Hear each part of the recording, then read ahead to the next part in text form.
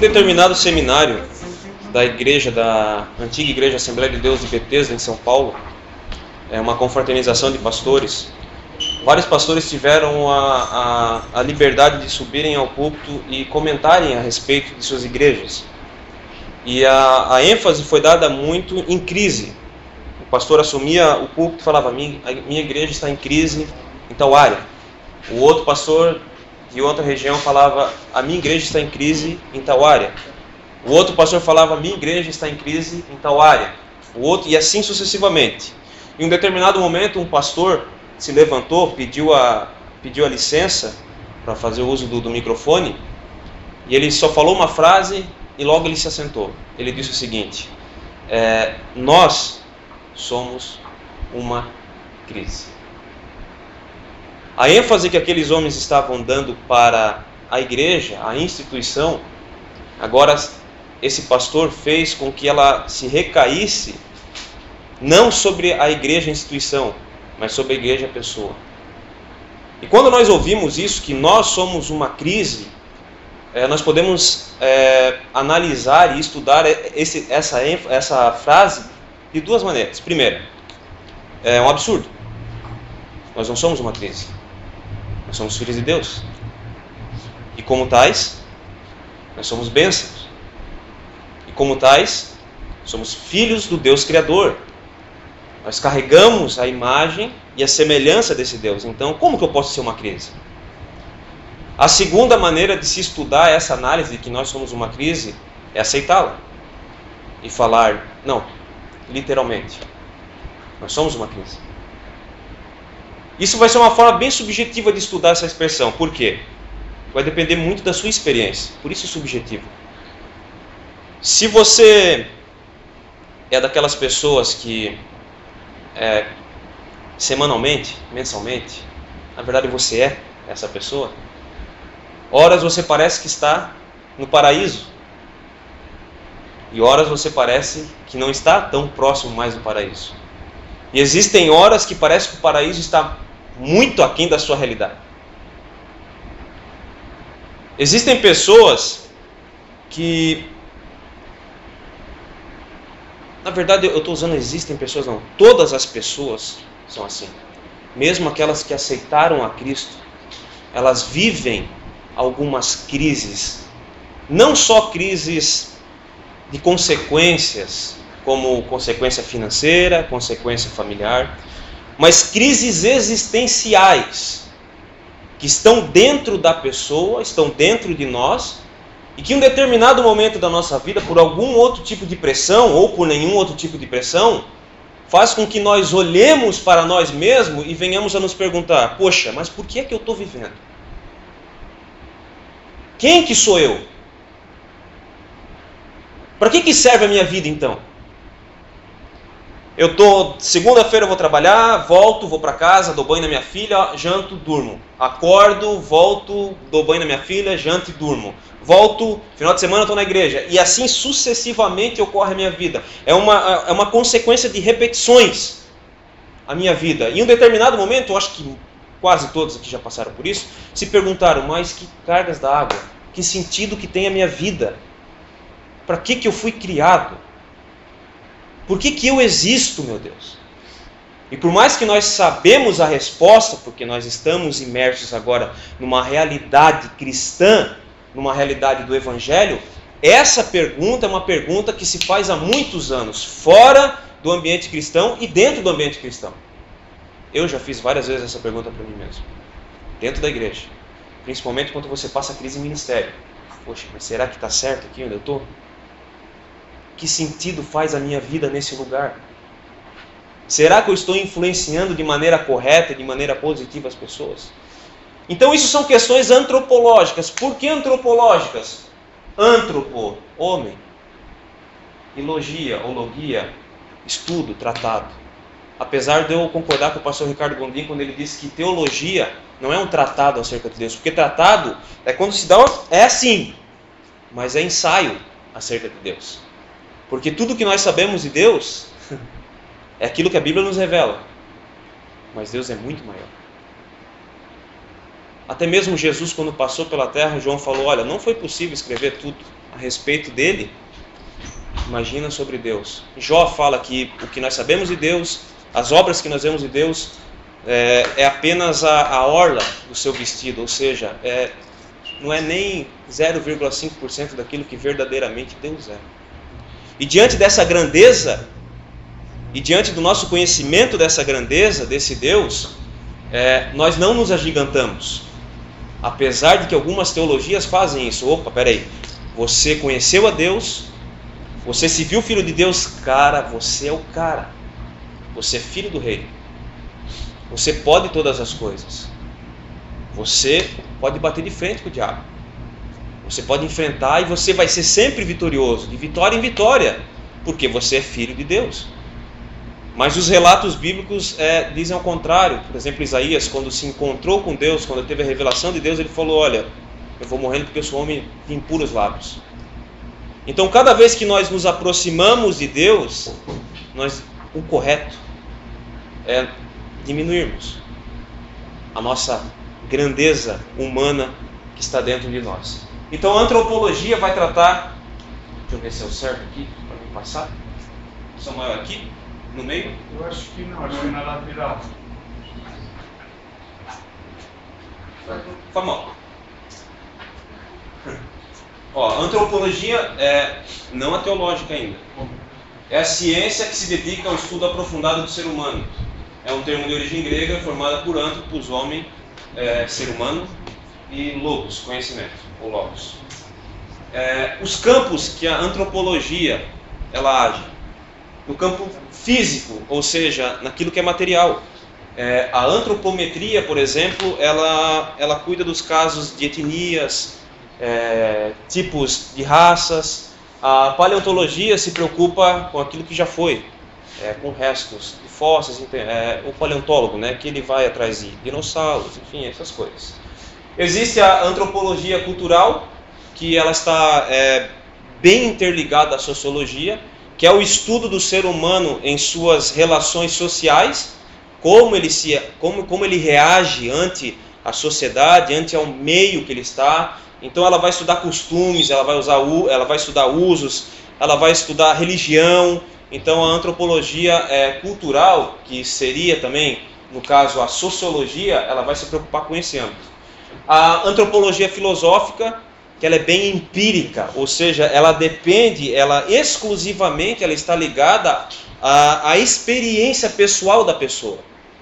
Ela é totalmente desestruturada de qualquer preocupação física de prova.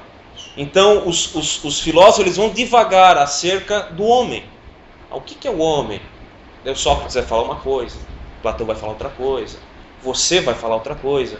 Então, ela dá uma liberdade bem legal para que nós possamos discorrer acerca da realidade do homem. Então, se eu for perguntar aqui para cada um o que é o homem para você, quase certeza que 100% cada um ia falar uma posição acerca do homem, porque ela é empírica, ela é subjetiva, depende muito da sua experiência com o homem. Se você teve uma experiência má com o homem essa semana, facilmente você poderia refletir: poxa, não, o homem é traiçoeiro. Mas por que traiçoeiro? Essa semana um cara lá no trabalho, poxa, ele me traiu, cara, ele falou uma coisa na minha frente e por trás ele falou outra. Talvez outra pessoa teve uma experiência boa de perdão. Não, o homem é um ser maravilhoso. Mas, poxa, como? Olha, essa semana... Enfim, ela é muito subjetiva. Ela é muito, depende muito da relação da pessoa com a realidade, com aquilo que está vivendo. O Victor, até é interessante, a UFSC tem um mestrado, tem uma graduação, um mestrado e um doutorado em antropologia social, que é uma das melhores do país, conceito 5 do MEC. Por exemplo, interessante, um dos centros do mundiais de estudo de gênero, sobre movimento de estudo de gênero, estuda a questão da mulher, gays, lésbicas, transexuais, Florianópolis. É considerada a segunda maior conferência do mundo do estudo de gênero. Ou seja, por quê? Porque a área de gênero está dentro da antropologia. E como para eles a formação sexual é uma construção sociológica, eles estudam no curso de antropologia social, que eles chamam, que pode ser também outra antropologia social. Então, assim, Santa Catarina tem até uma escola, vamos dizer assim, bastante já de vanguarda, mas completamente secular, né? Em relação... Inclusive, existe uma área da antropologia social que estuda religião. E aí eu entrei para ver as teses de doutorado, desde 91. Todas as teses lá, tem por ano as teses de doutorado. Desde 91, nós já estamos falando em quantos anos? 91, 2010, 2011... 13 anos, 14 anos? Não, 13 anos. 23 anos. Em 23 anos foram produzidos 3 teses de doutorado falando sobre a perspectiva cristã. Então, em 1990 se foi 23. 1991, então 22? Estou 2000.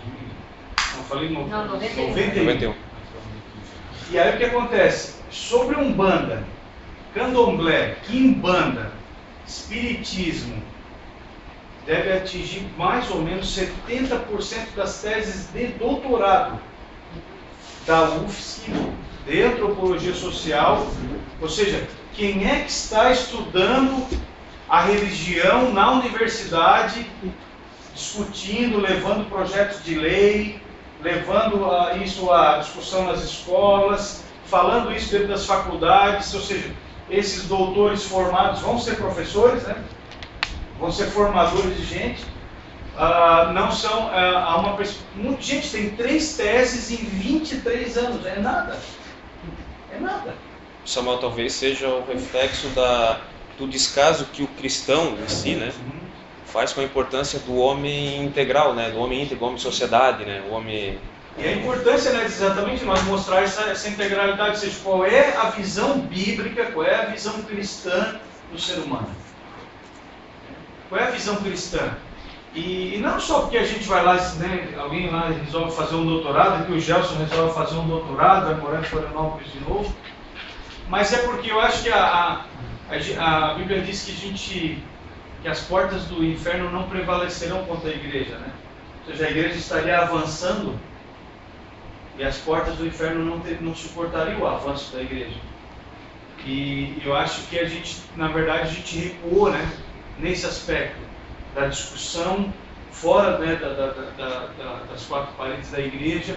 E qual é a visão cristã, qual é a visão bíblica de mundo, né? E inclusive de antropologia. Eu só queria fazer esse comentário. E leve. Você fica à vontade, né, Samuel? Pelo amor de Deus. Então, aí existe o quarto campo, que dos outros vários é bem resumido, a antropologia teológica. O que seria antropologia teológica? Arrumou. Obrigado.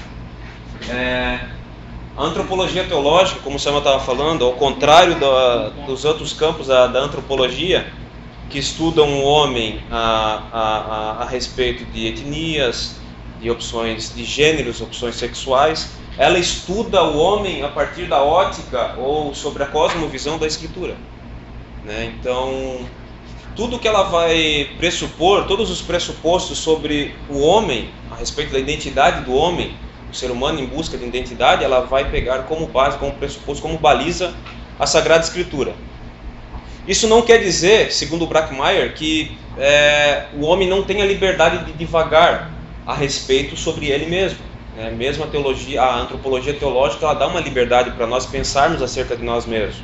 Mas sempre a discussão vai se voltar para a Escritura. E dali ela não deve sair. Está saindo fumaça, é a minha impressão. É que eu estou sem óculos. É? Eu achei que não, hein? Tá bom. Então, acho que isso daqui a pouco aqui. Não, mas eu acho que O Rodrigo já achou que era fogo aí, né?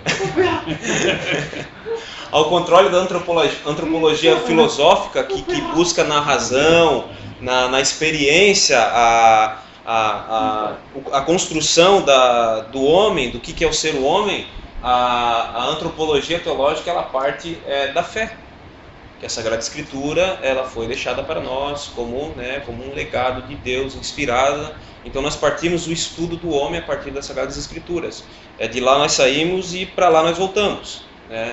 Como eu falei, nós temos a liberdade de divagar acerca de algumas experiências próprias, tal, mas sempre a baliza do cristão, dentro da antropologia teológica, ela deve ser a Sagrada Escritura. Quando ela foge da Sagrada Escritura, ela perde um pouco da da sua fidelidade escriturística ou fidelidade de fé? Talvez. Ou, com certeza. O centro ali é um laser. Sério mesmo? Já botamos. Obrigado. Poxa, cada dia... Então, gente, isso aqui é ridículo diante da história do homem, tá? É ridículo, isso aqui é minúsculo, é pequeno, mas isso aqui é só para nós devagar, rapidinho, sobre algumas, o que Brackmeyer também chama de humilhação do homem diante da história. Ou seja, o homem foi sendo desconstruído. Antes o homem era o centro do universo para muitos. Tanto que Copérnico, Galileu mostraram, não, peraí, nós não somos o centro. Nada a ver, a gente depende desse universo, né? E vocês sabem o que aconteceu com eles. Então, o homem ele passou algumas humilhações. Teve um francês que em 1748, se não me falha a memória, escreveu um livro chamado Homem-Máquina. Alguém faz francês aqui? É Lemaitre, se eu não me engano o nome dele. Lemaitre. Ele escreveu um livro chamado Homem-Máquina, onde ele descobriu que o homem ele funciona à base do orgânica, ou seja, funções químicas. O homem reage à química para sobreviver. Então, ele falou que o homem é praticamente uma máquina. Assim como um motor funciona à base do óleo, da gasolina, o homem precisa do sangue, precisa do oxigênio, enfim. Então ele conseguiu fazer essa conjectura. Então o homem é uma máquina. Então essa foi uma das primeiras humilhações que o Brackmeyer ele identificou que o ser humano passou na história. A segunda, ali eu só esqueci de colocar, tá? Mas é o homem vindo do animal, darwinismo. Então o homem que antes, onde a teologia era a rainha das ciências, o homem é a criação de Deus, agora o homem passou a ser uma evolução, processo de uma evolução. Então, de imagem e semelhança de Deus, para uma sociedade que era quase totalitária na sua fé, querendo ou não querendo, obrigatoriamente ou de livre e espontânea vontade, o homem agora passou a ser uma evolução de um animal. Então, mais um processo onde o homem foi desconstruído da sua posição de homem, imagem e semelhança de Deus. O segundo é de Freud, que o homem ele é um homem instinto, ou seja, ele manda tanto nele mesmo, ele não manda tanto nele mesmo que ele respeita somente os seus instintos mais selvagens. Freud ele chega a falar ainda, em alguns casos, que o homem ele só respeita as suas posições, a sua maneira de viver, ela é inteiramente ligada ao seu apetite sexual. Ou seja, está inteiramente ligado a seu instinto quase animalesco, animal mesmo. Então Freud também fala que o homem ele é mapeado, ele é dirigido pelos seus instintos mais precários, mais interiores. Ele não é dono nem de si mesmo, essa é a verdade. Então ele só respeita aquilo que ele é quase um ser intuitivo. Então ele age por instinto, mas um instinto extremamente selvagem, como é o caso da sexualidade, como ele fala. E depois o mapeamento genético, que é uma bênção, né? O DNA do homem foi totalmente mapeado, mas a partir daí o homem achou que poderia, ou que ainda pode, fazer e produzir um outro ser humano, em igualdade plena. Mesma cor dos olhos, enfim, ele pode fazer um clone de si mesmo. Então, o ser humano ele foi se coisificando, se vocês repararem. De imagem e semelhança de Deus, ele foi se coisificando, ele foi se tornando cada dia mais um ser quase que descartável. Isso nós vemos em vários locais, né? Nós podemos falar até mesmo em igrejas. O ser humano, a partir do momento que ele não pode produzir, que ele não pode agregar valor àquela comunidade ou àquelas pessoas, ele automaticamente fala: poxa, tchau e benção, obrigado, foi bom enquanto durou, você já não serve mais. E assim em empresas, o que é uma coisa extremamente natural há muito tempo. Aquele filósofo Eduardo Gianetti, brasileiro, que é economista, ele está na Globo News falando sobre economia. Ateu, né? Ele é ateu, E ele é também economista e filósofo. Ele estava dando uma entrevista na Globo News. Quer dizer, não é uma entrevista lá para o mundo acadêmico, uma entrevista numa rede. E aí ele dizia que ele é defensor da ideia de que nós somos, mas não... Tudo em nós é falso. O que existe, na verdade, só são composição química. Na verdade, nós não amamos ninguém, nós não sentimos culpa, nós não nos arrependemos de nada, não há, todas as reações humanas São reações químicas, né? são Biológicas. só elas podem ser totalmente condicionadas, ou seja, eu posso repetir essas sensações e que na verdade o mundo em que nós acreditamos que exista, que é esse mundo das relações humanas, isso na verdade é tudo um engano. Ele escreve um livro, Auto-Engano. E é uma Matrix, né? É uma Matrix. Quem assistiu o filme Matrix, e a gente pensa que isso aí é algo distante, né? Que isso é uma coisa de livros lá dos filósofos. Não, você está vendo uma pessoa, um canal de TV jornalístico, defendendo a ideia de que o ser humano, na verdade, não é nada disso. Ele não tem um eu, ele não é fruto de criação divina nenhuma, e que ele, na verdade, é um conglomerado de reações e compostos químicos, e que essas reações vão determinar o que você sente, o que você pensa. Então, assim, na verdade, o que o Victor falou é verdade. Assim, o que hoje já está sendo dito é um processo de coisificação. Nós somos um composto químico, né? Então nós só choramos por isso, nós só amamos por isso. Na verdade, é uma coisa, né? Nós somos um nada diante dessa nova perspectiva. Assim, na verdade, Samuel, não deixa de ser uma verdade, não deixa de ser uma realidade, porque nós somos, né, a ciência, exatamente, a ciência consegue provar que o nervosismo, como? Isso aqui é só química. O cabelo. Oxigênio, nitrogênio e enxofre, 99,7%. Isso mesmo. Depois tem a metade da tabela periódica aqui. Nós somos composições químicas, mas nós somos um ser psicossomático. Nós possuímos corpo e alma. Ou espírito e alma. Isso a gente vai ver também nas aulas. Entendeu? Mas a forma de explicar, na verdade, que nós não temos nenhum desses sentimentos é uma porta para que ele possa chegar ao ateísmo. Porque, dizendo que nós não... Ele falou que a gente não sentiria, não ama, não pensa, nada. Quer dizer, tudo isso a gente pode explicar que é assim, um sinal de Deus na nossa vida, né? É uma Sim, que a gente sente, a justiça, um senso de justiça, tudo isso. E se ele consegue tirar todas essas coisas dentro da gente, aí ele consegue chegar... Ele desconstrói, exatamente. Ele vai Exatamente. desconstruir para não tem Deus. Porque uma das vertentes da gente pensar, não, Deus existe, é o próprio ser humano e tudo que ele busca, né? O legal é que, nesse caso, no nosso caso, é que nós olhando para essa afirmação do Samuel, do próprio Eduardo Gianetti, ele, para nós, com a nossa visão de cristão, nós glorificamos a Deus, porque fé e ciência ela pode andar junto, e anda junto, na verdade. Então, realmente a ciência consegue provar que a dor que eu sinto no dedão do pé, ela ela é sentida na cabeça para depois ser sentida no pé. Ela consegue mapear isso no ser humano.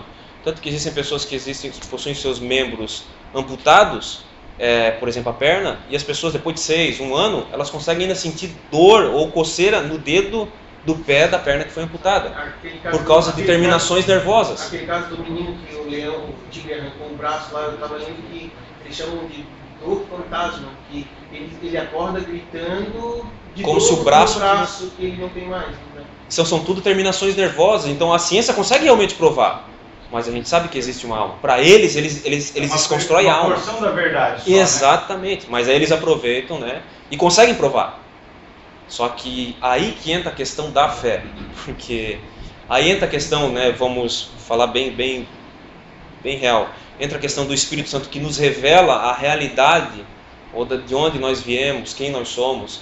Aí que entra a questão do desdobramento que o Espírito Santo ele produz na pessoa. Ele tira as escamas e ele consegue enxergar a pessoa, a vida, com outros olhos. Ele acredita que a vida é muito mais daquilo que nós possamos tocar ou ver, né? E isso é uma questão que só a fé, e a Bíblia não está aí para provar que a ciência está errada, não. A Bíblia é um livro de fé. Né? Existem muitos debates, não, porque na Bíblia está escrito, não, beleza, está escrito, né? Vai sempre se debater, mas a Bíblia não está preocupada com isso. Para a Bíblia, Deus criou. E quem tem fé e quem já abriu seu coração para ser morada do Espírito Santo, vai ter a revelação, porque ele que nos convence. Deus ele é tão maravilhoso que ele conhece o ser humano. Ele mesmo produz o arrependimento no ser humano e ele mesmo faz com que nós acreditemos nele. Porque se fosse por nós não chegaríamos a ele. de maneira certa. Não chegaríamos a Cristo. Então Ele manda o Espírito Santo, e o Espírito Santo, que vem de Deus, que é Deus, que Ele nos convence mesmo. Ele fala assim: rapaz, vocês andam perdidos e eu existo. E a gente só consegue enxergar porque Ele nos revelou. Não foi nós que conhecemos a Deus, chegamos ao conhecimento de Deus.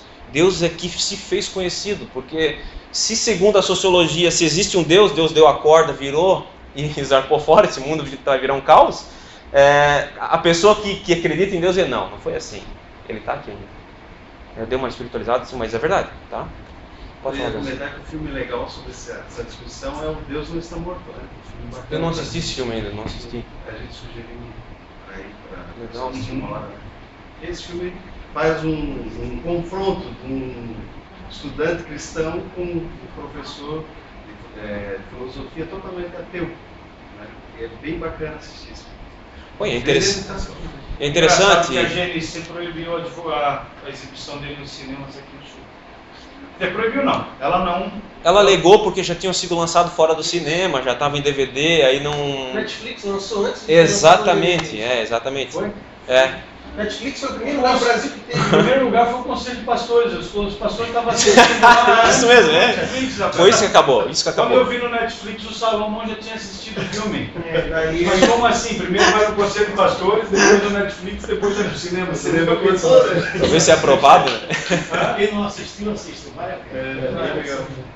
Deus Não Está Morto foi o último agora que lançaram.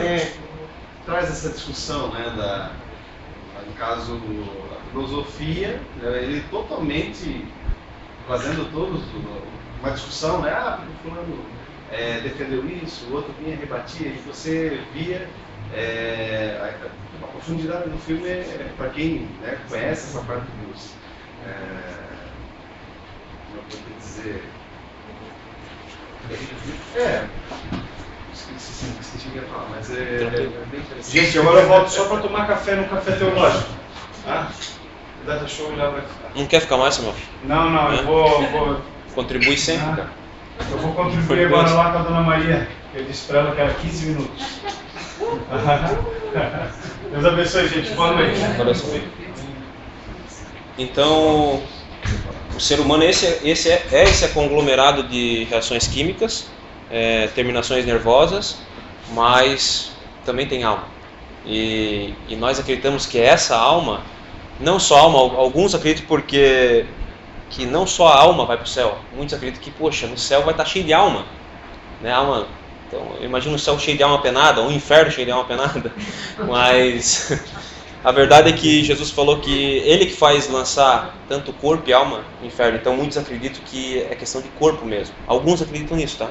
Outros acreditam que não, que tanto que o nosso corpo vai ser glorificado, né? O nosso corpo vai ser transformado. Corpo, soma, matéria, literalmente matéria. Ele não está falando de alma, está falando de corpo. Então, o mesmo corpo que vai ser glorificado e vai morar eternamente no céu, pode ser o mesmo corpo que vai passar eternamente lá no açougue. Então, por que o homem foi criado, gente? Essa é uma questão importante. Por mais que nós temos a compreensão de Deus e que Deus nos criou, por que nós somos criados? O que a Bíblia diz a respeito disso? Qual é a nossa função na Terra? Meu irmão, nossa função é ganhar alma. É ganhar alma. Amém? Mas tem gente que mas é alma e corpo, mano. Tem que ganhar tudo. Não adianta orar, mandar o camarada embora e passar fome. Não adianta. Ele vai voltar, outra hora ele vai voltar. Oração não enche barriga, né? Como diz o certo teólogo, o René Padilha. Então, por que o homem foi criado? A resposta é simples. O calvinismo ele prega muito isso. Principalmente um pastor chamado John Piper, ele prega muito a respeito disso. Ele fala que o homem foi criado, e ele pega, vocês podem ter 100% de certeza, base escriturística para isso, que o homem foi criado para a glória de Deus, para glorificar Deus. Então a criação primeira do homem é glorificar Deus. Aí a pergunta que se cabe, poxa, mas é só para isso? É bastante coisa. Glorificar Deus é bastante coisa. E para nós, um ser caído e pecador, e cada dia mais tem se tornado mais difícil ainda, glorificar esse Deus. por mais que nós tenhamos esse conhecimento da existência de Deus e que nós devemos glorificá-lo, nós temos dificuldade nisso. Estamos aprendendo a cada dia mais a respeito disso. Mas a primazia do homem é sempre glorificar a Deus. Paulo, em 1 Coríntios capítulo 10, se eu não me engano, ele fala: quer comais, quer bebais, façais tudo para a glória de Deus. Então, a questão que nós pensamos quando nós falamos tudo é para a glória de Deus, a gente se imagina num lugar só louvando a Deus, como o céu. Tem gente que imagina: não, nós vamos passar eternamente adorando a Deus, irmão. Puxa, sinceramente, se esse for o teu céu, eu vou pedir para Jesus fazer um outro campo para mim, porque eu não quero passar a eternidade só glorificando, só adorando. Já pensou? Passar uma eternidade só cantando? É meio estranho. Então, como Ele nos deu a vida como dom, como presente, nós acreditamos que o próximo lugar que nós vamos morar, a eternidade, vai ser um outro presente. Nós vamos ter vida lá, nós vamos conversar lá, nós vamos rir lá, nós vamos ter uma vida, literalmente uma vida, outro presente de Deus, só que perfeito, ao contrário dessa. Então, desculpa, como, né? Não, ela perguntou assim, uma coisa que elas não estão sendo amigas delas, se eu me comportar. Essa é outra questão, vamos lembrar ou não vamos lembrar? Eu acredito piamente que vamos lembrar um do outro, com certeza. Tenha em mente, se nós vamos reinar sobre isso, nós vamos trabalhar legal. Pois é, então essa é uma ideia, uma nova cidade, uma nova terra, um novo céu, então alguma coisa vai ter diferente. Vamos ter que trabalhar. Exato. Então sem acento, tentei fazer a correção, não fez a autocorreção, tá? Qual é o propósito da vida, ou o propósito da nossa vida? Ali foi erro, tá? De vida, eu errei com A, com E, tá? Qual o nosso propósito de vida? Vai ser sempre esse, vai sempre culminar nisso.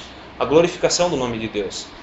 Tanto que, deixa eu ver se eu botei aqui, Santo Agostinho, ele falou o seguinte: fizeste-nos para ti, inquieto está o nosso coração, sem acento, desculpe, perdão mesmo, enquanto não repousar em ti. Essa é uma verdade muito real. Essa é uma verdade que a gente sente diariamente em nossas vidas. Quantos de nós já tentou preencher a nossa alegria com qualquer coisa que for? Sei lá, com uma banda preferida, um carro, uma casa, comida, e você vai ver assim, por exemplo, o carro, vamos dar um exemplo.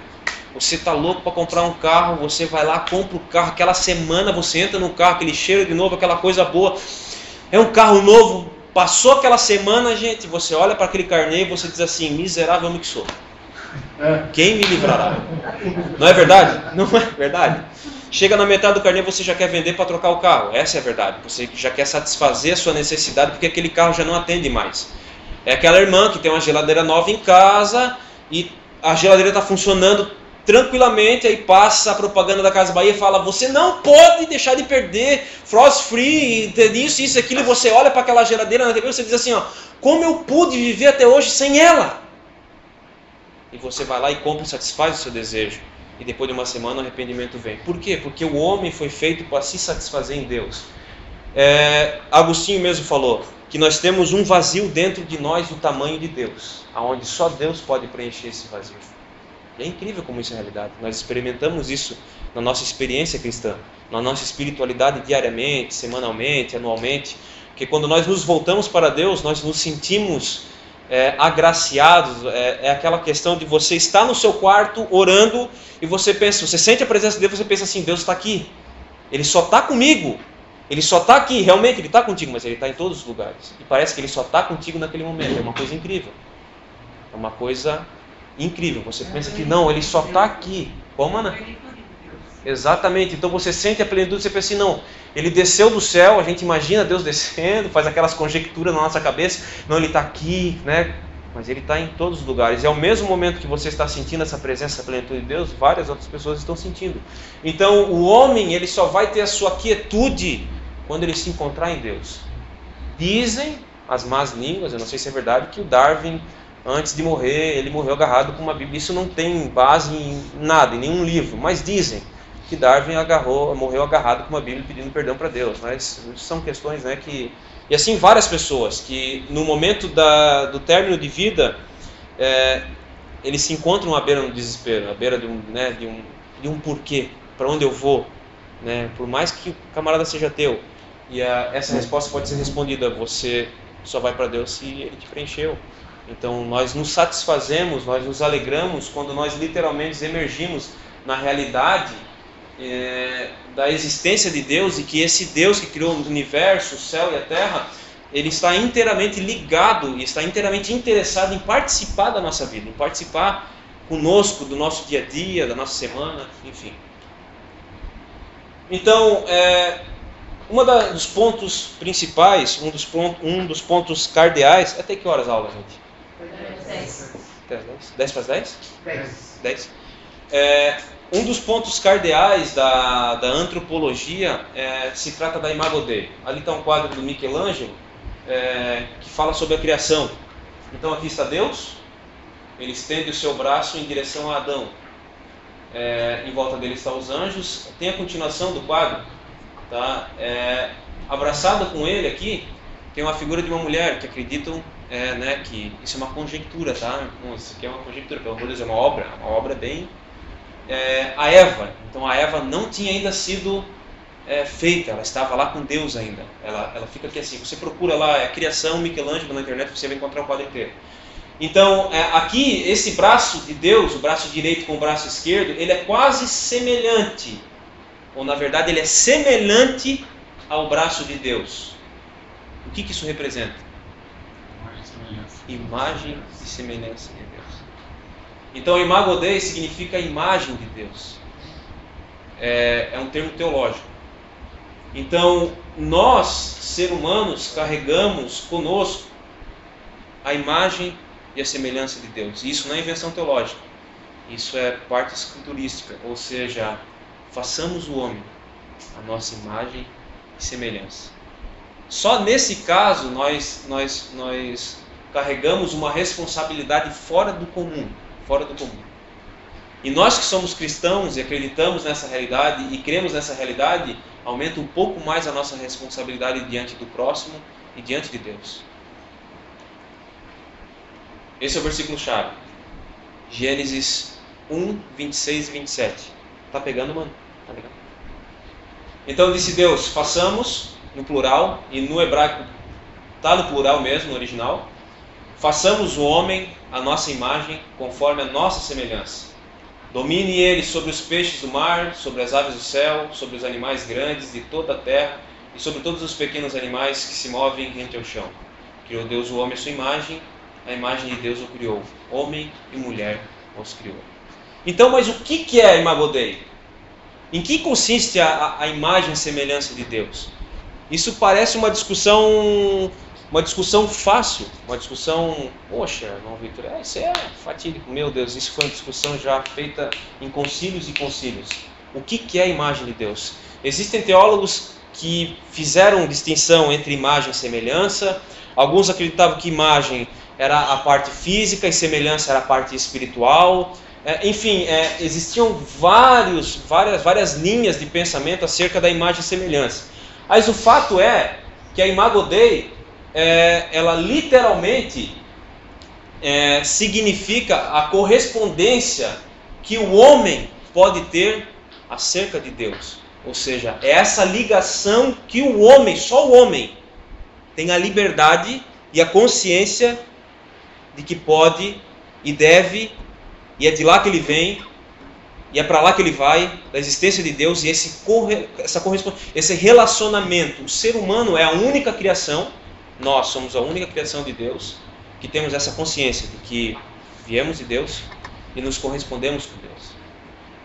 A Imago Dei, ela compreende não o físico, porque a Bíblia diz que Deus é espírito. E se Deus é espírito, ele é imaterial, ele não tem corpo. Então, e ele está em todos os lugares. Porque se ele tivesse corpo, ele não poderia estar em todos os lugares. Então, a Imago Dei, ela também corresponde ao ser humano interior, a parte, vamos se dizer, relacional interior, como o amor. O ser humano, ele possui a capacidade de amar. Deus ama. E o ser humano pode amar. O ser humano possui a capacidade de viver uma vida justa e de agir com justiça. Por quê? Porque Deus é justo. Então a imagem e semelhança que nós carregamos de Deus ela está intrinsecamente ligada a essas características de Deus. A essas características de Deus que conversam conosco, porque existem características de Deus que elas são irrevogáveis. Por exemplo, onipotência, onisciência e onipresença. Nós não temos isso e nunca vamos ter, porque isso Deus não divide com ninguém. Isso é dele. Isso faz dele Deus. Deus é o único que tem onisciência, é o único que é onipotente e é o único que pode estar em todos os lugares. Nem o diabo pode estar em todos os lugares ao mesmo tempo, porque somente Deus possui essa característica. Então, o ser humano é a imagem e semelhança de Deus quando compreende a sua justiça, o seu amor, a sua retidão, a sua capacidade de dialogar, a sua capacidade de escutar, a sua capacidade de se relacionar com as pessoas, porque Deus é um Deus relacional, Ele se relaciona. E é por isso que nós nos relacionamos, porque se Deus fosse um Deus que não se relacionasse, nós iríamos ter a imagem e semelhança dele e nós não iríamos nos relacionar. Se Deus não amasse, nós iríamos ter a imagem e semelhança de Deus e nós não iríamos amar. Aí você me pergunta, mas a gente tem vezes que não ama, tem horas que não ama e existem pessoas que nós não amamos. Já vamos responder isso. Então por que a relação de correspondência, esse relacionamento de Deus, é designada como imagem de Deus? Por quê? Por causa da dominação, por causa da administração. Quando Deus criou o homem, Deus é o dono do universo. Deus, ele faz aquilo que ele apraz. Deus é quem cria todas as coisas. Deus é quem faz tudo. Mas Deus é quem administra todas essas coisas. E quando Deus criou o homem, a imagem e semelhança, ele quis dizer assim, agora eu vou dar um presente para vocês. Um lugar chamado Éden. E Adão, tu vai cultivar esse lugar.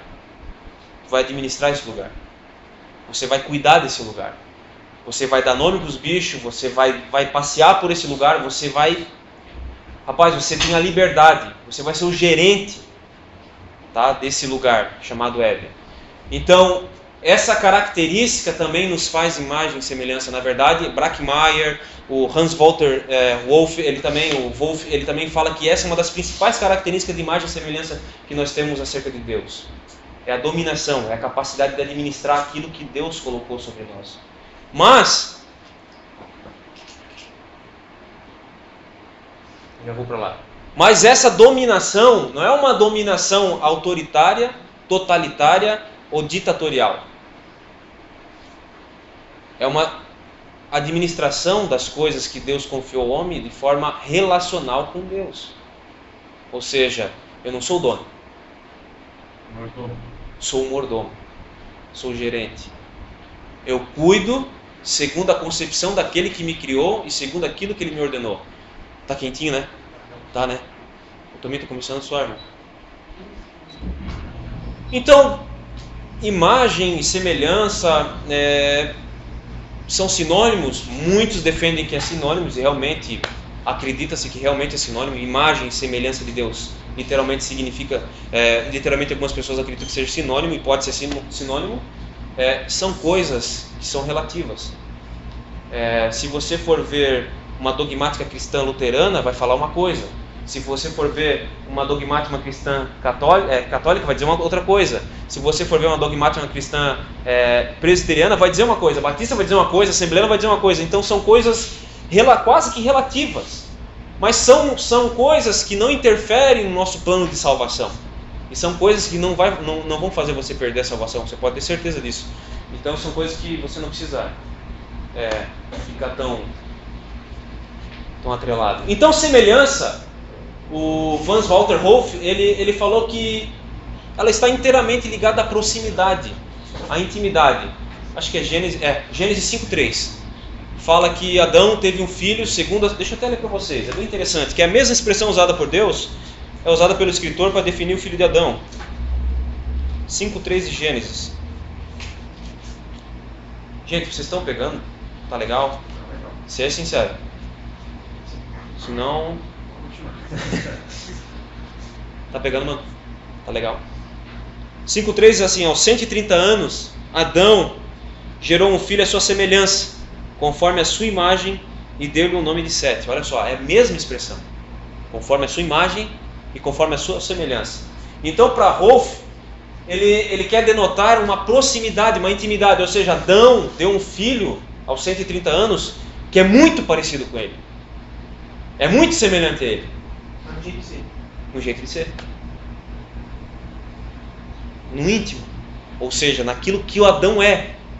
É que nós temos a figura da imagem física, né? Sim, porque nós somos, Exa- nossos filhos nos se parecem. Exatamente, fisicamente também. exatamente. Mas não é Isso, tá. Não é nesse caso, mas quem disse que não pode ser também que o filho de Adão não nasceu a cara do Adão? Essa é uma questão também, mas é efêmera, é uma coisa que não tem sentido. Então, o sentido de semelhança, segundo o Rolf, está muito ligado a essa questão. Então, imagem, a questão de administração, questão de domínio, e semelhança, ou seja, esse domínio, essa imagem e semelhança significa dominação não autônoma, ou seja, o homem não domina sozinho, mas sobre uma proximidade de quem o criou e delegou a tal tarefa. Então veja como se complementam as duas expressões, imagem e semelhança. Imagem, ele domina, o homem domina, é um administrador, é o mordomo daquilo que Deus confiou, correto? Sozinho, de forma alguma. Ele vai administrar, ele vai cuidar, ele vai gerenciar esse lugar, esse ambiente, essas pessoas, conforme a semelhança daquele que o criou, através do amor, da justiça, da retidão, enfim. Aí segue. Então as duas expressões, elas se complementam.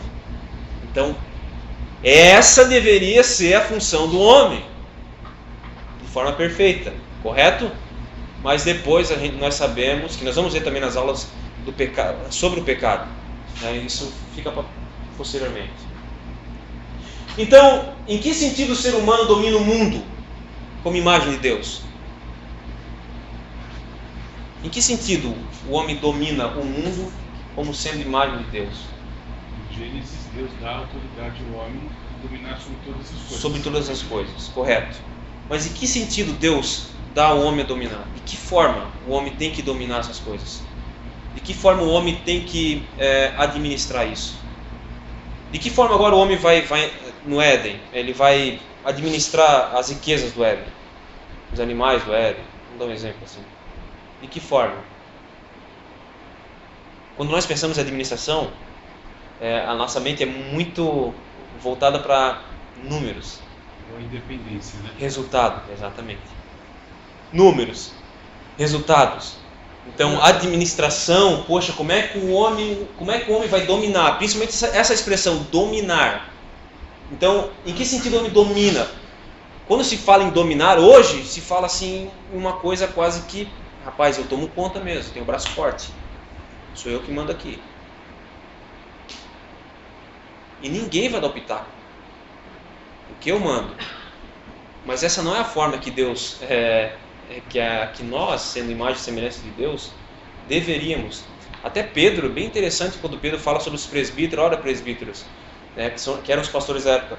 Cuidem da igreja do Senhor como não fosse de vocês isso. Mas é rebanho de Deus. Olha que interessante. Como vai se ligando as coisas. Então, é a mesma coisa. Aquilo que Deus nos confiou, aquilo que Deus nos outorgou, aquilo que Deus nos confiou de maneira há muito tempo atrás no Éden, ele ainda perdura isso. Essa responsabilidade que Deus outorgou a Adão, ela não ficou em Adão. E muito menos se perdeu no pecado essa responsabilidade do homem, de dominar sobre as coisas. Mas as coisas estão sendo dominadas há muito tempo de uma maneira errada. Nós vamos ver um exemplo. Então, a responsabilidade que foi outorgada a Adão, ela automaticamente está sobre toda a humanidade, porque Adão representa a humanidade. Adão é o maior representante da humanidade, da criação de Deus. E nós somos dependentes de Adão, descendentes de Adão. Desculpe. Então, as mesmas responsabilidades que estavam com Adão de cultivar, de dominar, de cuidar, ela perpetua. Está até hoje. Agora eu pergunto, quem de nós carrega sobre si essa responsabilidade de cuidar daquilo que Deus nos confiou? Então, Em que sentido o ser humano domina o mundo como imagem de Deus? Fazendo com que o mundo lhe sirva. Isso foi Brackmeyer que escreveu. Ou seja, o mundo está aqui. Eu vou dominar sobre ele. Eu vou administrar sobre ele. Para destruí-lo, para acabar com ele. Até ele dar a última gota de suco. Não. Você vai dominar o mundo, os animais, as florestas, os peixes. Mas ao mesmo tempo que você dominar, você vai ter a consciência de que esse mundo vai te servir ainda mais. Não é uma dominação destruidora, como a gente vê. Aí vem um assunto bem interessante, que é a questão da sustentabilidade, que está bem atual.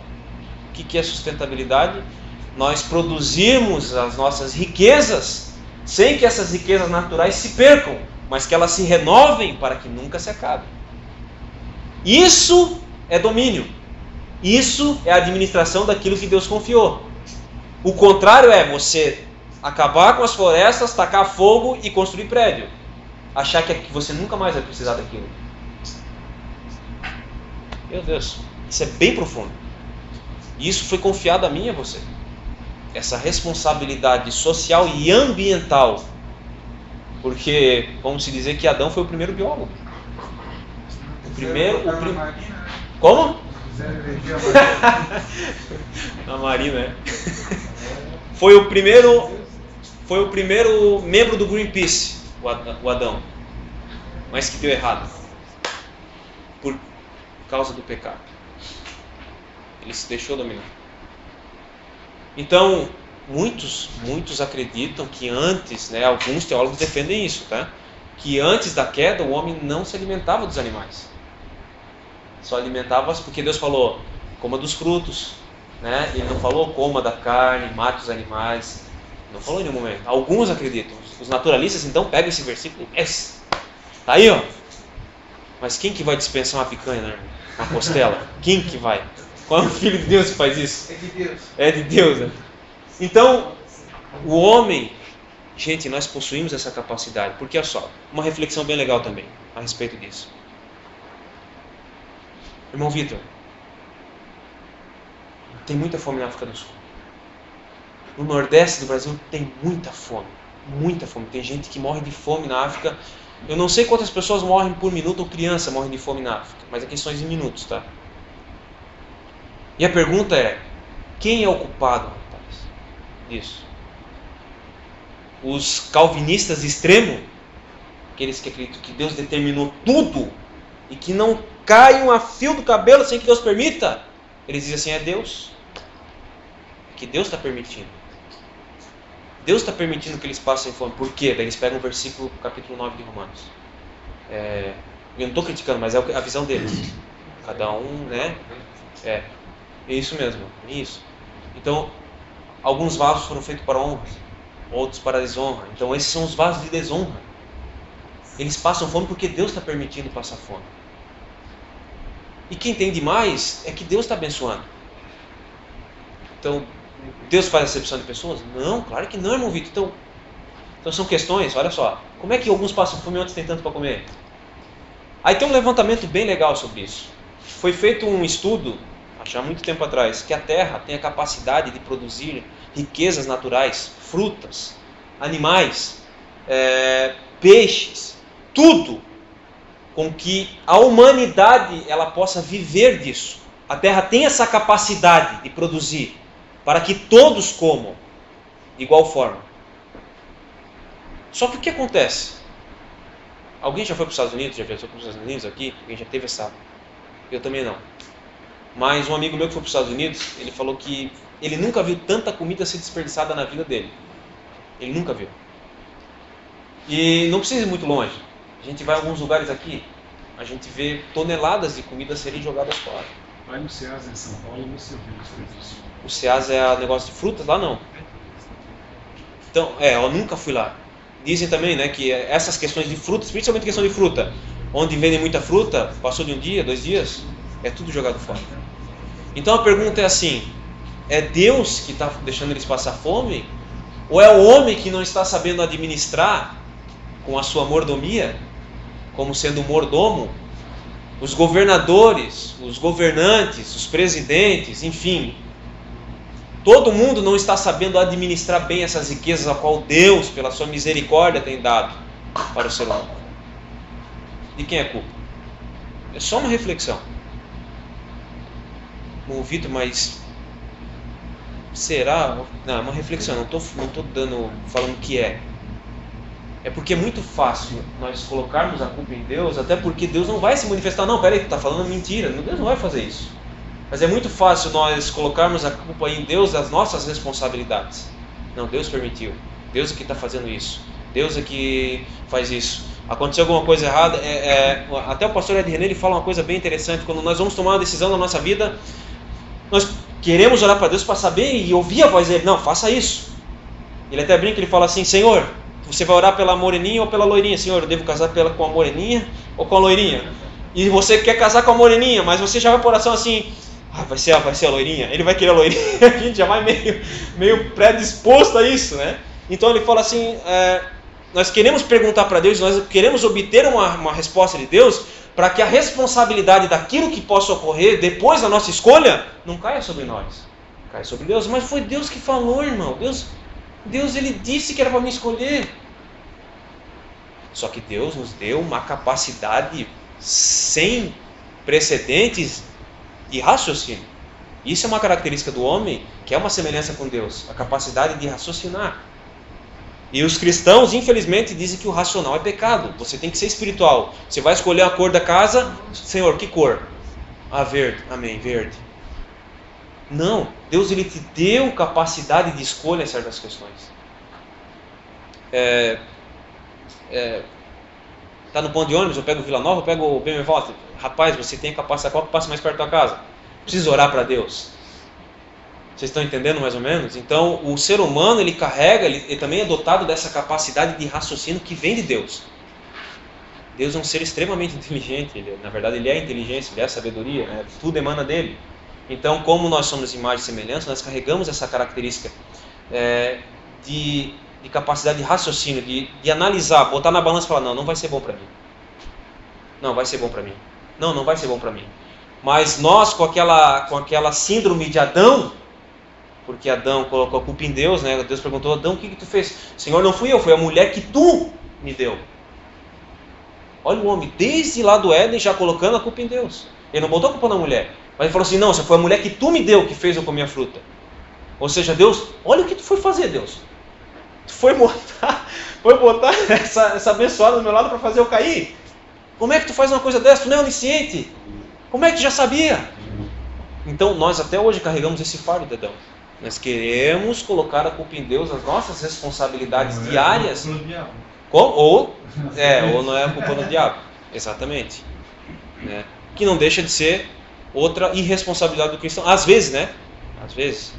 Nessa questão da mordomia, a Bíblia coloca também a gente como dispenseiro. O dispenseiro era capítulo 4, né? De 1 Coríntios. O cara que ficava com a chave da dispensa. Então, na verdade, ele abria a dispensa e ele via que estava faltando arroz, ele não perguntava para o dono da casa se precisa comprar. Ele ia comprar. Então, a gente tem também essa... no contexto do obreiro, né? 1 Coríntios, capítulo 4, né? O obreiro tem que ser esse cara, né? Oxe, está faltando isso, eu vou. Né? Está faltando aquilo, eu vou. É a responsabilidade. E que nós muitas das vezes queremos escapar. Eu acho que talvez essa seja uma grande confusão, não sei se vai ter para frente, da questão do livre-arbítrio. Porque no meu entendimento, né, é uma discussão gigantesca, né? Meu Deus! Um pouco, mas no meu entendimento, eu acho que o livre-arbítrio do homem está aí, né? Escolher camisa branca ou camisa verde, escolher se vai tomar sorvete de manga ou de abacaxi. Se não me engano, é Lutero falou isso. Ali é questão autônoma, né? E daí alguns confundem com o livre-arbítrio autônomo, como se fosse totalmente autônomo.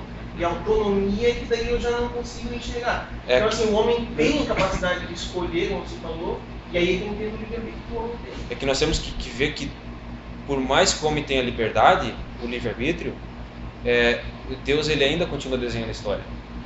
Ele é soberano. Porque se eu, a partir do momento que eu dou uma total liberdade para o homem para todas as coisas, a soberania de Deus já não aparece, ela já é diminuída. Então o homem tem a capacidade de escolha, de livre escolha, mas Deus ainda está no domínio de todas as coisas. Ele é que controla todas as coisas. Ele é que faz, Lutero chama do Deus abscôndido, que é o Deus escondido.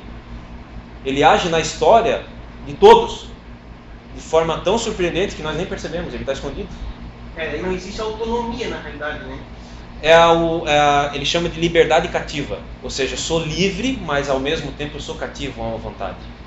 E ou eu sou dominado pela vontade do inimigo, ou eu sou dominado pela vontade suprema de Deus. A Bíblia, ela é assim, uma hora Deus ordena, uma hora Deus fala assim: se tu escolheres tal caminho, se tu aceitares tal conselho. Outra hora a Bíblia diz: e Deus ordenou. Então essa discussão vai ser eterna. Então eu tenho para mim que Deus é tanto, como Ele age na história, Deus ele age no momento que Ele quer, na hora que Ele quiser e da maneira que Ele quer. Mas Ele também dá liberdade para o ser humano construir. Ele fala: não, constrói um pouco. Só que é aquele construir com você na mão. Você vai construindo. É aquela liberdade que Ele te dá de escolha. Se você quer sair do seu emprego, quer ir para outro emprego, não, Ele escolhe. O que é melhor para ti? Vai passar mais tempo com a tua família? Vai ganhar a mesma coisa? Né? Não precisa nem orar para Deus. Tu trabalha num emprego que você passa 12 horas no emprego. Sábado e domingo também trabalhando. Você ganha R$1.800, vamos dar um exemplo. Aí surge outro emprego de segunda a sexta, R$1.800. Horário comercial. 8 horas por dia. Precisa orar? Tem gente que fala que sim, eu já não, eu já pularia fora. Fala: não, é de Deus. É de Deus. É uma porta dessa, meu irmão. Pula dentro e se agarra. Então são questões assim que devem ser analisadas. Mas aí você pensa assim: mas eu posso perder o emprego depois. Mas aí você está sendo ansioso. E Jesus nos ensina: olha, não vos ansieis pelo dia de amanhã. E Jesus, ele é bem enfático quando ele diz assim: são os pagãos que se preocupam com isso. Mateus capítulo 6, eu acho, se eu não me engano. Então ele faz uma diferença entre a vida de um cristão e a vida de um pagão. O cristão vive hoje, vive agora. O pagão, ele está correndo para amanhã. E ele está com a cabeça na manhã. Quem é o pagão? É aquele que não tem noção da existência de um Deus criador dos céus e da terra e que é sustentador de todas as coisas. Deixa eu dar um exemplo bem claro. Eu tenho uma filha de 6 anos. A minha filha não vai de madrugada bater no quarto e falar assim: pai, amanhã de manhã tu tem que me dar mamadeira, tá? Eu falo: não, tá bom, filha. E depois de 15 minutos ela não volta lá e fala assim: pai, não esquece a minha mamadeira. Eu não preciso. Assim que eu acordo, nós preparamos. É a mesma coisa, Deus. É um exemplo pífio, pequeno, mas é a mesma coisa, Deus. Então ele diz: não vos ansieis. E isso, a ansiedade, ela é burra, porque ela faz com que o teu motor, que pode produzir 100% hoje, ele produza 50%, 40%, senão às vezes não produz até nada, porque você está preocupado com uma coisa que ainda não aconteceu, não vai acontecer talvez, e você deixa de produzir hoje. Então a ansiedade ela é extremamente burra, ela é extremamente ignorante, e nós vivemos num mundo de ansiedade, porque o mundo é carregado de muita informação, então, e experiências. Hoje a barreira das redes sociais se quebrou, então as experiências dos outros ruins, nós achamos que, poxa, pode acontecer comigo. Então a gente está sempre ligado, sempre antenado, sempre tentando. Meu Deus, a gente vive e Jesus nos convida para vive hoje, amanhã deixa que eu cuido. Enfim, então o homem, queridos, nós, eu e você, temos essa capacidade de fazer com que o mundo nos sirva, com que o mundo ele produza, nós usufruímos dessa produção do mundo, e que depois de um tempo ele vai nos voltar um relacionamento muito legal. Então até o Leonardo Poff chama da mãe terra, né? Então é uma mãe, ela dá o fruto e daqui a pouco ela sai um pouquinho, mas daqui a pouco ela dá o fruto de novo. Então é assim que nós devemos tratar a terra, né? Então, bem legal essa analogia do Leonard Boff. Olha o que Brackman... Pô, mano, obrigado, tá? Obrigado, mano.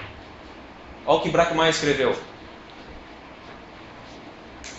Não existe uma substância divina no ser humano que lhe estaria implantada desde a criação.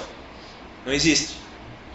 Correto é falar numa determinada estrutura antropológica, numa destinação, numa vocação. Ou seja, não existe uma centelha de Deus dentro de você. Tipo, eu tenho um pedacinho de Deus. Não. Não é que uma parte de Deus foi tirada e foi colocada. Você tem espírito, né? O espírito veio de Deus, tudo. Amém. Mas só que quando se fala em imagem e semelhança de Deus, ele está falando sobre a estrutura antropológica, que é a questão da justiça, a questão do amor, e a destinação, para que nós somos criados, e a vocação, para a administração, para a mordomia dos bens. Então, o ser humano ele carrega a imagem e semelhança de Deus, mas ele não é um pequeno Deus, não é um mini Deus. Ele não tem alguma coisa, até porque o pecado, né, ele está aí para demonstrar que nós não somos lá grande coisa não, queridos. Não somos mesmo. Nós somos grande coisa pela misericórdia, pela graça, enfim, porque nós somos alcançados, né? Acho que inclusive focava bastante em pequenos deuses. Tem um monte de religião, principalmente oriental. Então, nós temos a capacidade de cura própria, que é o reiki, né? Que usa as mãos, tal, que emana de nós. Então, é uma coisa arada assim. Então, a dominação sobre o mundo não é dada a grandes indivíduos, mas sim a comunidade dos seres humanos. Ou seja, olha só, façamos o homem, essa expressão no plural, segundo o Hans Walter Wolff, quer dizer que Deus já estava pensando na humanidade. Façamos o homem que representará toda a humanidade. E depois que ele fez o homem, ele cria a mulher, para que através daquele relacionamento pudesse crescer e se relacionarem. E nessa relação, eles cuidarem daquilo que foi confiado. Então, queridos, é impossível você se imaginar um ser de fé sozinho, livre de uma comunidade, livre de pessoas, que é o que mais está acontecendo e mais crescendo hoje. Eu sirvo a Deus, mas eu sirvo a Deus em casa, querido. Sabe por quê? Porque eu não quero incomodar aquela irmãzinha, aquele irmãozinho, não quero ficar aturando o pastor, não quero ficar aturando o obreiro. Eu sirvo a Deus e Deus conhece meu coração. Deus conhece meu coração. Amém. Deus conhece mesmo. E pior é que ele falou que é dali que saem as coisas ruins, meu amigo. No interior do homem que saem as coisas ruins. Mas é impossível você viver uma vida de fé sem comunidade. É impossível. É impossível. A fé dentro do Antigo Testamento, como dentro do Novo Testamento, ela é uma fé comunitária. Ela é uma realidade comunitária. O templo, eles se reuniam no templo, eles subiam juntos, eles faziam carreata juntos. No Novo Testamento, a figura do templo também ainda é forte. Depois de Jesus, as comunidades cristãs espalhadas. Enfim, a falar de fé, falar de homem, falar de imagem e semelhança de Deus, automaticamente nós falamos de comunidade, de sociedade. E quando nós falamos de comunidade e sociedade, nós falamos de relacionamento. Se o camarada é um ser que não se relaciona, ele está com algum problema. Está com algum problema. Porque Deus é um ser relacional. Nós sentimos porque Deus sente. Nós nos comunicamos porque Deus se comunica. Nós amamos. Eu não tocar nesse assunto porque está cheio de gente querendo te convencer que você não precisa disso. Daí tu diz da... Está em comunidade. Então você pode ser sozinho. Primeiro que na minha opinião, é um egocentrismo tremendo, né? Porque automaticamente que você se exclui de uma comunidade, você diz assim, eu sou muito melhor do que eles. Por mais que você não use essa expressão, isso está dentro de você. Você nunca vai usar essa expressão porque... Eu não preciso dele. Exatamente. Eu não preciso deles e eles não precisam de mim. Tem aquela autoflagelação, eles não precisam de mim. E tem a autodeterminação, né? Eu não preciso deles. Tudo que eu consegui hoje, que eu consigo até hoje, é por minha força, por minha vontade. Jeremias fala, maldito homem confia no homem. Quando muitos usam esse texto para para deflagrar alguém que confia no próximo. Não é isso. Jeremias fala assim, ó, maldito homem que confia no homem. Aí no contexto diz assim, que faz do seu braço a sua força. Ele está falando assim, maldito homem confia em si mesmo. Confia nele mesmo. Não, eu consigo. Não que nós não sejamos dotados de potencialidades inerentes a nós. Cada um tem uma potencialidade aqui. Uns tocam violão, outros cantam, outros pregam melhor, outros dão aula melhor, outros fazem qualquer outra. Nós carregamos isso, mas isso não nos faz seres extremamente potenciais e excludentes de uma relação com o próximo, que talvez não seja tão potencial quanto eu. Um ser para ser em sociedade, eu só sou eu por causa de você. Essa é a verdade. Essa é a máxima de uma sociologia bem sadia. Você é você por causa de mim. Eu te faço sociedade, você me faz sociedade. Eu sou... Ninguém não é bom em tudo, né? Não. Pode ser ótimo em alguma coisa, não é... Exatamente. E essa também é uma característica da imagem e semelhança de Deus. Porque ninguém é igual. Existe igual a Deus? Não. Deus é único. Você é único. O seu mapa genético... Gente, se for para parar para pensar, né, o seu mapa genético é único. 7 bilhões de pessoas. É muita gente. É muita gente. E o seu mapa genético é único. Então, para você acreditar nisso, e para você ver que não é um acaso, não é uma evolução, tem que ter muita fé. E só se tem essa fé quando se abre para Deus. E quando o Espírito Santo nos revela isso. É a mesma coisa que eu pensar que Deus, nesse exato momento, sabe o que está passando na cabeça de cada um. Somos em 1, 2, 3, 4, 5, 15 pessoas. Legal, maravilha. Quantas pessoas? 17 pessoas. Deus sabe nesse exato momento o que você está pensando. Legal, irmão Vitor. Joinville, 600 mil habitantes. Deus nesse exato momento sabe o que essas 600 mil pessoas estão pensando. Brasil, 190 milhões. Deus sabe. Mundo, 7 bilhões. Deus sabe, gente. Então, para crer nisso, só sendo alvo do Espírito Santo de Deus, para Ele abrir os nossos olhos, né, de entendimento disso, saber que esse Deus é poderoso. Então, a dominação sobre o mundo não é dada a grandes indivíduos, mas sim a comunidade, ou seja, é responsabilidade de todos. De todos. Não é de uma única pessoa, não é de um único homem o cuidado. Então, o ser humano ele é dotado dessa responsabilidade de cuidar daquilo que lhe foi confiado e cuidar em comunidade, ou seja, com as pessoas que estão próximas de mim, as pessoas que são iguais e que não são iguais a mim, pessoas que pensam como eu e pessoas que não pensam como eu. Que me leva a pensar assim, então, nos casos tipo a África, né, colhe algo que o homem mesmo plantou lá, né, e hoje, infelizmente, o homem plantou algumas coisas, não cuidou, né? Algumas coisas que não cuidou, e hoje sofre consequências. Com certeza. É o caso também de um regime, vamos dizer, um regime islâmico, vou dar um exemplo. Meu Deus, é uma pobreza. Por causa do regime. Não é culpa de Deus. Deus não tem culpa, é responsabilidade do homem. Às vezes uma escolha minha pode acarretar em alguns problemas da minha família. Não adianta colocar a culpa em Deus. A culpa é sua. Você que tomou a responsabilidade. E Deus te deu essa capacidade de assumir e falar assim, não, realmente eu errei. E esse Deus é tão bom que Ele te deu isso e Ele tem uma coisa chamada misericórdia que é o fato de eu e você estar aqui hoje. Então assumir os erros é uma responsabilidade do cristão. Aquele que nasceu de novo. O que não nasceu de novo, ele vai arranjar algumas desculpas, ele vai ser bem, bem complicado.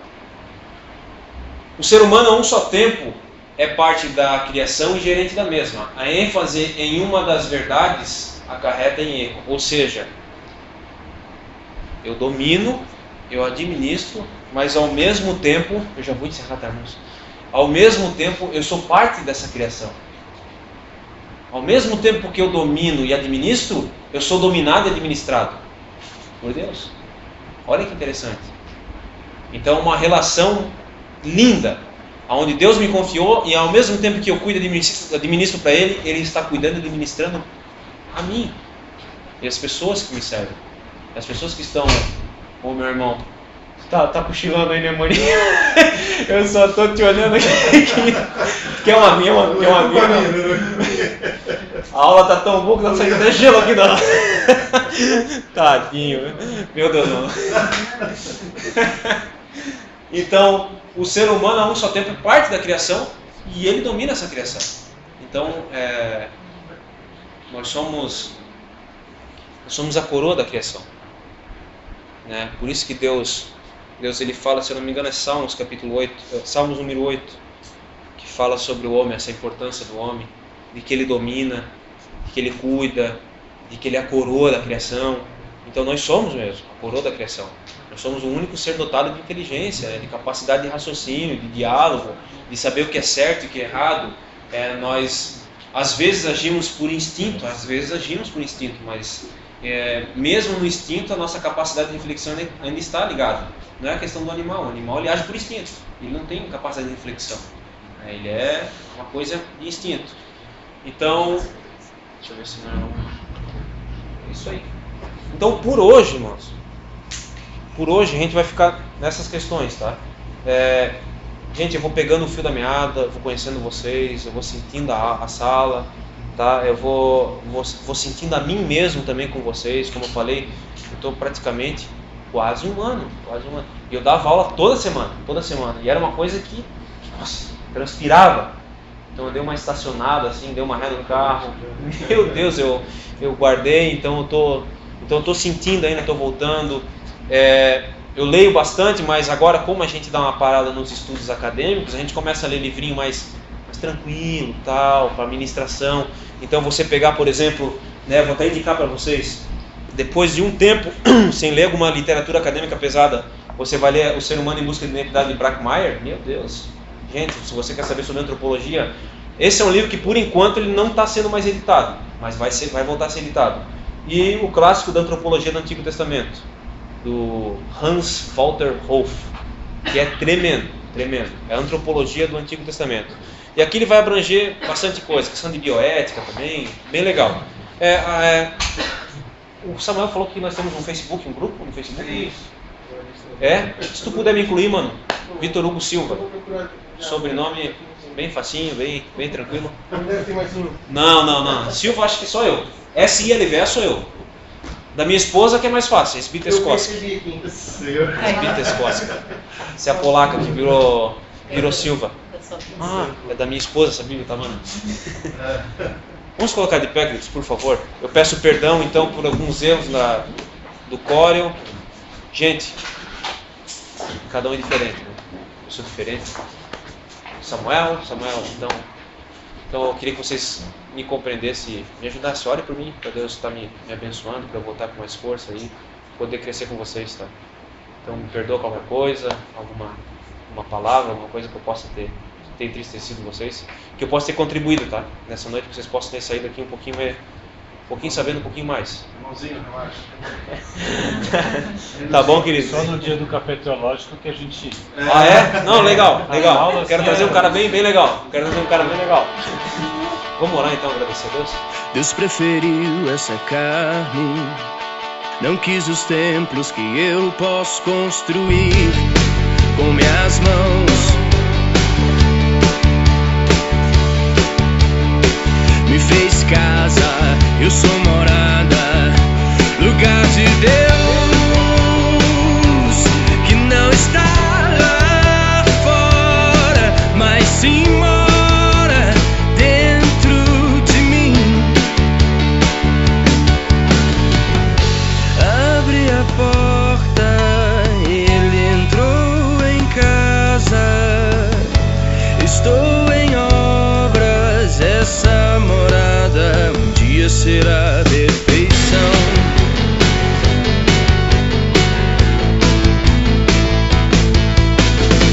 Deus preferiu essa carne, não quis os templos que eu